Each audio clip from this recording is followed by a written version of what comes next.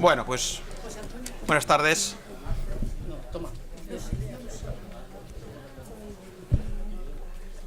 ¿Tenemos sitio, no, Fina? Fina. Bueno. Fina. Bueno, pues buenas tardes a todos y bienvenidos en realidad creo que es la primera actividad del año, ¿no? Del 17. Bueno, pero la primera actividad aquí en el colegio. ¿Se acuerdan que acabamos el año, siento decirlo por Ángel, más dulcemente? Porque si se acuerdan, nuestra última actividad fue sobre gastronomía, sobre las recetas de Raimundo. Aquello era todo dulce, era antes justo de Navidad. Y bueno, pues estamos muy contentos de empezar el año y de tenerles a todos ustedes aquí el año 17 en las sesiones de la FEN. Y saben que aquí muy a menudo hablamos de males nuestros, de males de los humanos, ¿verdad? Hablamos de todo tipo de enfermedades y es una de nuestras principales actividades, pero no la única.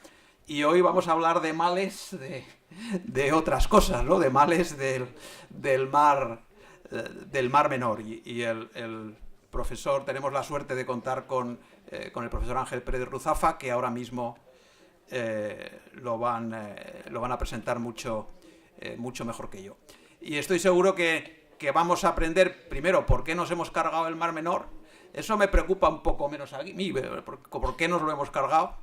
Lo más interesante es cómo lo podemos recuperar, ¿no? Si podemos recuperarlo. Yo, ahora cuando venía conduciendo, yo viví durante un año y pico junto al lago Ontario, uno de los grandes lagos en Norteamérica. Y los grandes lagos, yo no tengo ni idea, pero los grandes lagos estuvieron muertos, literalmente muertos en los años 60 y 70. Y bueno, pues luego han ido reviviendo, ¿no? O sea que a mí me gustaría oír, seguro que, pues cómo podemos, una vez que nos lo hemos cargado, cómo podemos salvar al mar menor, ¿no? Si podemos hacerlo. Y con esto, pues de nuevo les doy la bienvenida y paso la palabra al profesor Lozano para que presente al ponente. Muchas gracias. Muy buenas tardes a todos. Y como siempre, lo primero es agradecerles la asistencia, el apoyo que continuamente tienen todos ustedes hacia todas las actividades de la FEN. Así que muchísimas gracias a todos, todas las personas de todo tipo, condición, y de un modo especial a la consejera que hoy nos acompaña. Y quería decirles que en realidad yo estoy aquí estoy de usurpador, porque le debería de haber correspondido la presentación de nuestro gran conferenciante de hoy a otro de los patronos de la fundación, que es el profesor Ballesta, pero las obligaciones políticas que tiene ha hecho imposible su presencia aquí. Digo que le hubiera correspondido a él porque fue en su época de rector cuando el profesor Ángel Pérez Ruzafa le acompañó como parte de su equipo como vicerrector, y eso significa que entre ellos ha habido siempre un cariño y una comunicación enorme. Y en todo caso, el profesor Ángel Pérez Ruzafa fue vicerrector, nada más y nada menos que de cositas que tienen tan pocos problemillas dentro de lo que es una universidad, como extensión universitaria, relaciones internacionales, tenía responsabilidad sobre servicios universitarios como la promoción educativa, actividades culturales, publicaciones, relaciones internacionales, etcétera. Y yo quiero decirle una cosa que es totalmente inusual, y más en un lugar como la universidad, que es tan hipercrítico, y es que nunca le oí a nadie decir nada en contra de la labor del profesor Pérez Ruzafa. Al revés, todo el mundo alababa sin duda de ningún tipo su trabajo como vicerrector. Por eso me hubiera gustado a mí también personalmente que quien le hubiese presentado fuese el profesor Ballesta. Bueno, pues a este profesor universitario atípico, del que todo el mundo habla bien de él, pues hoy va a tratar de un tema que nos preocupa a todos y a los murcianos mucho. Y yo quiero comenzar recordando una excelente semblanza que escribió la periodista Paz Gómez sobre él no hace mucho tiempo, lo que le atribuía a él mismo en sus palabras. Y él decía: mi abuelo Juan, que de joven fue minero en la Unión, antes de emigrar a Murcia tenía una carpeta donde con caligrafía inglesa impecable había escrito: el Mar Menor en peligro. En ella guardaba documentos, fotos, recortes de periódicos y actas notariales denunciando los vertidos de la actividad minera. En 1955, cuando el ecologismo no existía ni como concepto, consiguió con otros vecinos de los Urrutias que cesaran los vertidos. Mi padre, decía el profesor Peruzafa, me transmitió estas inquietudes y la curiosidad por investigar esta laguna costera, de la que entonces no se conocía casi nada científicamente.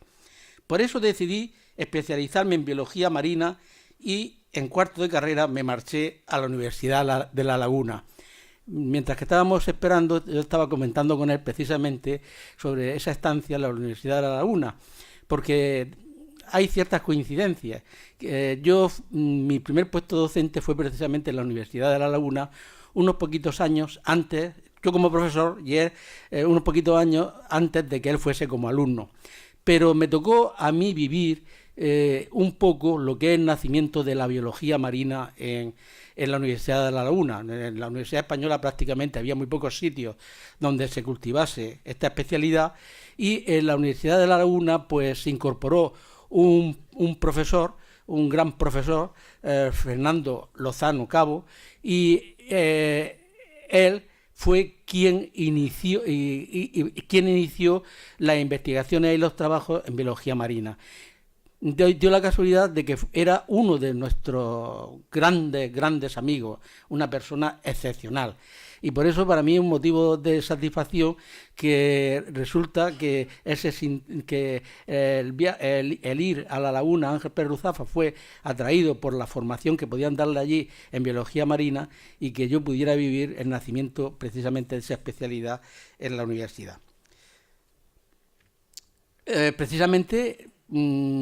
Fernando Lozano era también un gran enamorado del Mar Menor. Había realizado una campaña de prospección pesquera en los años 50 y tenía una gran cantidad de material sobre el Mar Menor, de tal modo que cuando yo fui vicerrector con Paco Sabater, al terminar la etapa de rectorado de Paco Sabater, tuvimos la oportunidad de publicar un libro de los peces del Mar Menor, escrito por Fernando Lozano, y que, según me ha confesado el profesor Ángel Pérez Ruzafa, fue uno de los primeros libros que él compró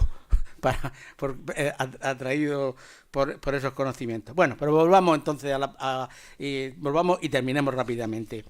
No le voy a contar gran cosa sobre el currículum del profesor Ángel Pérez Ruzafa, porque en la portal web de la FEN, que como ustedes saben es el de la Universidad de Murcia /la FEN, todo junto, pueden encontrar ahí abundante información. Por ejemplo, pueden encontrar la referencia, el enlace a su web universitaria, que es muy completa, tremendamente completa.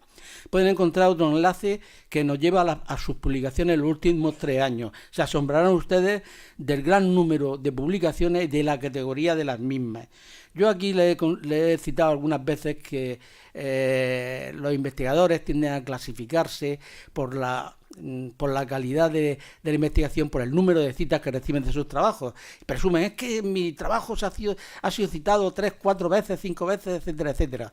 Y entonces incluso eso se ha cuantificado con unas fórmulas matemáticas, y hay un índice que se llama el índice de factor de Higgs, que a partir del número 20 ya significa que desde el punto de vista científico normalmente un científico ya es bastante bueno. Bueno, el índice de Higgs del profesor Pérez Ruzafa es 38, o sea, más que duplica ese límite que le he dicho. Y sus trabajos han recibido ya cerca de 5.000 citas, y sigue siendo muy joven y en pleno trabajo, o sea, que cabe esperar que desde luego alcance cotas enormes de calidad. Aparte de eso, no se limita a ello, sino que la divulgación y la extensión del conocimiento es otra de sus pasiones. Tiene multitud de artículos divulgativos, ha participado en centenares de cursos, de actos, de conferencias. En el Aula del Mar ha sido muy protagonista, en la Aula de Mayores, en la Universidad del Mar, etcétera, etcétera. En estas páginas web, que le digo que pueden buscar información, pueden encontrarse también el vídeo de una entrevista que le hicieron en el programa Primera Línea de Televisión Murciana, que es un vídeo extenso muy interesante, de unos 35 minutos. Un artículo que a mí me ha encantado, que se llama El Mar Menor, tratamiento sin receta médica. Otro, que es de una entrevista reciente excelente, realizada en La Verdad por el gran periodista Manuel Buitrago, que se llama Pacto por el Mar Menor. Una entrevista en Onda Cero, de unos 9 minutos. Y las entrevistas que con motivo de la actuación de esta noche pues le han publicado en la Crónica del Pajarito o hoy mismo en La Opinión. Entonces, basta eso para justificar la presencia del profesor Ángel Pérez Ruzafa aquí. Pero es que además, si se necesitara más justificación, pues yo creo que más justificación está en sus propias palabras que escribió en una ocasión. ¿Quién debe diagnosticar las enfermedades de los ecosistemas? Y una vez diagnosticadas, ¿quién establece el tratamiento a aplicar? Las respuestas, en el caso de nuestra salud, no ofrecen dudas, pero no parecen tan claras cuando se trata de los ecosistemas. Está claro, porque cuando se trata de los ecosistemas, lo que tenemos que acudir también es a un especialista, no a un aficionado. ¿Cuál es el mayor especialista que hay? Y además en el tema del Mar Menor, pues sin duda el profesor Ángel Pérez Ruzafa. Entonces, por eso es por lo que él está aquí. Pero además hay otra serie de circunstancias que debe, yo creo, alegrarnos. Es un murciano de pura cepa. Y aquí en Murcia, a pocos murcianos le reconocemos la propia valía. Y lleva ya más de 30 años de docencia e investigación en nuestra universidad en tareas relacionadas con el Mar Menor. Pero eso no significa que su actividad haya sido totalmente de tipo local. Por ejemplo, participó en la campaña de investigación del buque oceanográfico Hespérides dentro del proyecto de investigación Artántica en el año 1994. O ha sido representante de España en la 20 reunión del European Marine Biology Symposium, que es un simposio que se celebró en Dinamarca, etcétera, etcétera. O sea, que su proyección internacional es bastante importante. Y por último, este científico murciano, universal, que hoy tenemos el honor de que nos acompañe y que nos va a ilustrar, nos va a preocupar sin duda, pero a lo mejor también nos va a dar esperanza, pues es un ejemplo de algo que ustedes han escuchado aquí con algunos de los grandes científicos que nos visitan, y es su versión humanista. En el caso de Ángel Pérez Ruzafa, combina el arte con la ciencia, hasta el punto de que se licenció en Bellas Artes. Y se licenció en Bellas Artes cuando mismo pudo disponer de tiempo al cesar como vicerrector. Y de ese modo, pues compagina el trabajo científico más o menos duro con su pasión al arte. Hoy todos seguro que por lo menos vamos a interesarnos muchísimo por el tema, y si nos puede dar alguna esperanza, pues se lo agradeceremos enormemente. Gracias, Ángel.